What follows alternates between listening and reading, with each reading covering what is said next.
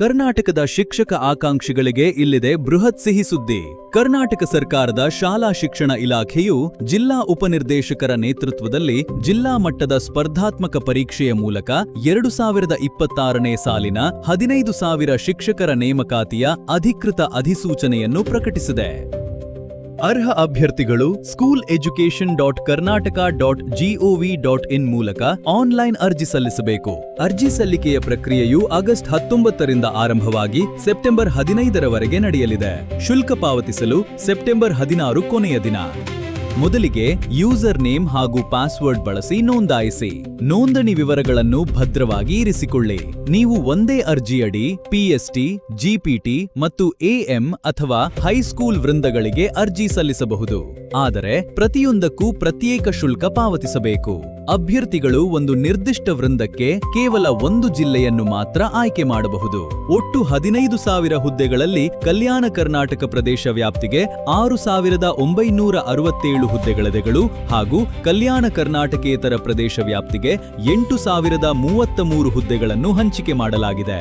ಇದರಲ್ಲಿ ಕಲ್ಯಾಣ ಕರ್ನಾಟಕ ಜಿಲ್ಲೆಗಳಲ್ಲಿ ಕಲ್ಯಾಣ ಕರ್ನಾಟಕದ 7 ಜಿಲ್ಲೆಗಳ 371 ಜೆ ಮೀಸಲಾತಿ ಪ್ರಮಾಣ ಪತ್ರ ಹೊಂದಿರುವ ಅಭ್ಯರ್ಥಿಗಳಿಗೆ 80% ಹಾಗೂ ಬೆಂಗಳೂರು ಕೇಂದ್ರ ಮತ್ತು ಬೆಂಗಳೂರು ಉತ್ತರ ಜಿಲ್ಲೆಗಳಲ್ಲಿ ಕಲ್ಯಾಣ ಕರ್ನಾಟಕದ 371 ಜೆ ಮೀಸಲಾತಿ ಹೊಂದಿರುವ ಅಭ್ಯರ್ಥಿಗಳಿಗೆ 8% ಹುದ್ದೆಗಳಿವೆ ಮತ್ತು ಅಖಿಲ ಕರ್ನಾಟಕ ಅಭ್ಯರ್ಥಿಗಳಿಗೆ 20% ಮತ್ತು 92% ಹುದ್ದೆಗಳನ್ನು ಕ್ರಮವಾಗಿ ಮೀಸಲಿಡಲಾಗಿದೆ.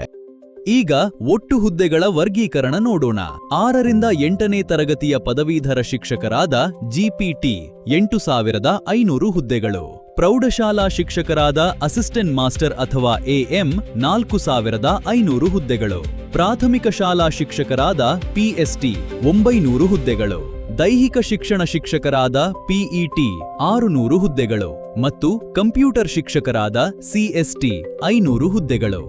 ವಿಭಾಗವಾರು ಹಂಚಿಕೆಯ ವಿವರಗಳನ್ನು ಈಗ ನೀವು ಸ್ಕ್ರೀನ್ ಮೇಲೆ ಕಾಣಬಹುದು. ಎಲ್ಲಾ 35 ಶೈಕ್ಷಣಿಕ ಜಿಲ್ಲೆಗಳ ಹುದ್ದೆಗಳ ಹಂಚಿಕೆಯ ಕೋಷ್ಟಕವು ಸ್ಕ್ರೀನ್ ಮೇಲಿದೆ. ನಿಮ್ಮ ಜಿಲ್ಲೆಯ ನಿಖರ ಮಾಹಿತಿಗಾಗಿ ದಯವಿಟ್ಟು ವಿಡಿಯೋವನ್ನು ಇಲ್ಲಿಯೇ ಪಾಸ್ ಮಾಡಿ ಪಟ್ಟಿಯನ್ನು ಪರಿಶೀಲಿಸಿ. ಈಗ ಅರ್ಜಿ ಶುಲ್ಕದ ವಿವರಗಳು. ಒಂದು ಹುದ್ದೆಗೆ ಸಾಮಾನ್ಯ ಮತ್ತು ಹಿಂದುಳಿದ ವರ್ಗಗಳಿಗೆ 750 ರೂಪಾಯಿ. ಎಸ್ಸಿ ಎಸ್ಟಿ ಕ್ಯಾಟಗರಿ 1 ಮಾಜಿ ಸೈನಿಕರು ಮತ್ತು ವಿಕಲಚೇತನ ಅಭ್ಯರ್ಥಿಗಳಿಗೆ 500 ರೂಪಾಯಿ. 2 ಹುದ್ದೆಗಳಿಗೆ ಕ್ರಮವಾಗಿ 1,125 ರೂಪಾಯಿ ಮತ್ತು 750 ರೂಪಾಯಿ. ಇದಕ್ಕಿಂತ ಹೆಚ್ಚುವರಿ ಸಲ್ಲಿಸುವ ಪ್ರತಿ ಹುದ್ದೆಗೆ ಕ್ರಮವಾಗಿ 375 ರೂಪಾಯಿ ಹಾಗೂ 250 ರೂಪಾಯಿ ಶುಲ್ಕ ಇರುತ್ತದೆ. ಈಗ ಅರ್ಹತೆಗಳ ಬಗ್ಗೆ ಗಮನಿಸಿ. ವಿಜ್ಞಾನ ವಿಷಯಗಳಲ್ಲಿ ಪದವಿ ಜೊತೆಗೆ ಡಿಇಎಲ್ಇಡಿ, ಡಿಇಡಿ ಅಥವಾ ಬಿಇಡಿ ಹೊಂದಿರಬೇಕು. ಜೊತೆಗೆ ಡಿಇಎಲ್ಇಡಿ ಅಥವಾ ಡಿಇಡಿಇಡಿ ಹೊಂದಿರಬೇಕು. ಜೊತೆಗೆ ಕೆಎಆರ್ಟಿಇಟಿ ಅಥವಾ ಸಿಟಿಇಟಿ ಪತ್ರಿಕೆ 2ರಲ್ಲಿ ಅರ್ಹತೆ ಪಡೆದಿರುವುದು ಕಡ್ಡಾಯ.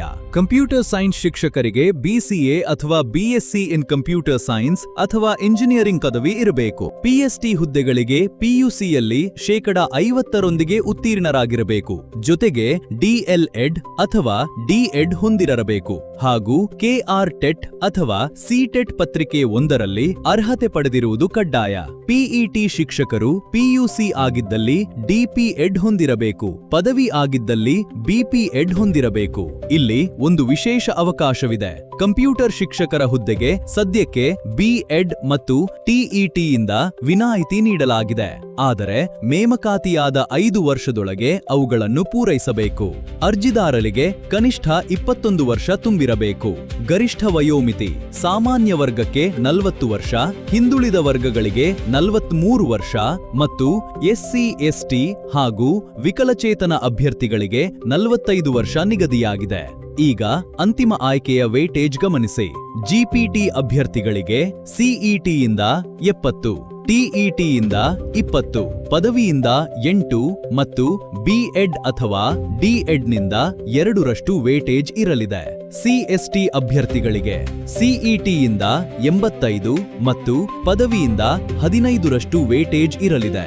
ಎಎಂ ಅಭ್ಯರ್ಥಿಗಳಿಗೆ ಸಿಇಟಿಯಿಂದ 85, ಪದವಿಯಿಂದ 13 ಮತ್ತು ಬಿಇಡಿನಿಂದ 2ರಷ್ಟು ವೇಟೇಜ್ ಇರಲಿದ್ದು, ಪಿಇಟಿ ಅಭ್ಯರ್ಥಿಗಳಲ್ಲಿ ಗ್ರೇಡ್ 1 ಅಭ್ಯರ್ಥಿಗಳಿಗೆ ಸಿಇಟಿಯಿಂದ 85, ಪದವಿಯಿಂದ 13 ಮತ್ತು ಬಿಪಿಇಡಿಯಿಂದ 2ರಷ್ಟು ಇರಲಿದ್ದು, ಗ್ರೇಡ್ 2 ಅಭ್ಯರ್ಥಿಗಳಿಗೆ ಸಿಇಟಿಯಿಂದ 85, ಪಿಯುಸಿ ಅಥವಾ ತತ್ಸಮಾನದಿಂದ 13 ಮತ್ತು ಡಿಪಿಇಡಿಯಿಂದ 2ರಷ್ಟು ಇರಲಿದೆ.